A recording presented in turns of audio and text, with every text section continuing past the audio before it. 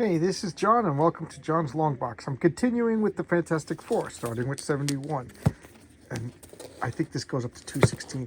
As you can see, I got a lot of copies of these.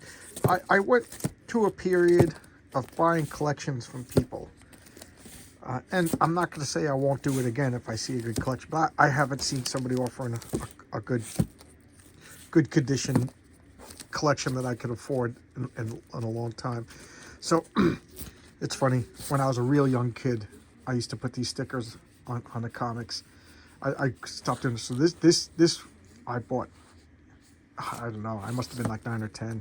I found it someplace and bought it. So you don't see too many of those bags. I changed. These are like from Mile High Comics to plug, and then I obviously got a collection later. I just love these comics so much. The Thing Enslaved. I just can't recommend enough buying these original. I just you know, read. It's just so good, so good. And then here it is. This is the last Kirby and Stan Lee, Jack Kirby Fantastic Four. Now it goes on. This is, I think, the Roy Thomas era of editor-in-chief. And this is like when Marvel was like very scattered. You know, didn't have strong leadership. Deadlines weren't being met. Like continuity started to get weak. You know, I don't know. This is kind of when I started collecting. Well, no, I take it back. I'll show you the exact first comic that I ever bought. Now, I'm talking about the first comic that I ever bought with my own money. I had a lot of comics that like my older brothers would buy, or people would just give me, or you know, sometimes they just showed up. I don't know where these, like, I think people would come over with comics and just leave them. You know, back then, it just seemed to be a lot of people that were like, you just casually buy a comic and you read it and just leave it. You know, or sometimes I'd go to a dentist office and there'd be comics and they'd be like, hey, you can keep that. This I always thought was so important. You know, so I always just had a lot of comics from just, you know, they were disposable medium. And right over here. This, oh no, that it. I'm looking at the numbers wrong. Just such good stuff.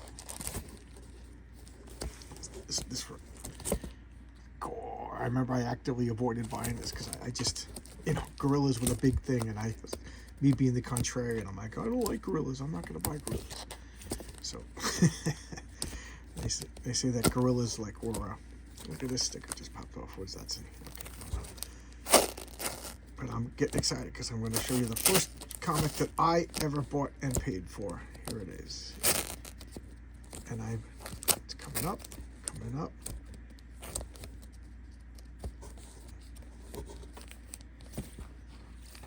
Oh.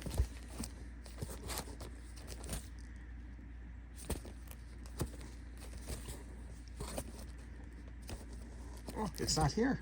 Oh, here it is. I got the number wrong in my head. This is the first comic book I ever bought with my own money. I love that comic. I just love that comic. And I remember this whole run, I was obsessed. This is when I started realizing that comic books came out in number order once a month and you had to buy them. This comic book I bought, read this while my mother was in the hospital giving birth to my little brother.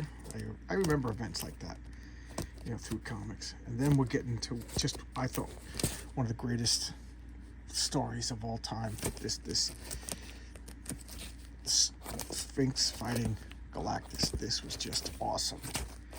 This was just so good. Look at that, Walt Simonson. Oh man, so good, so good.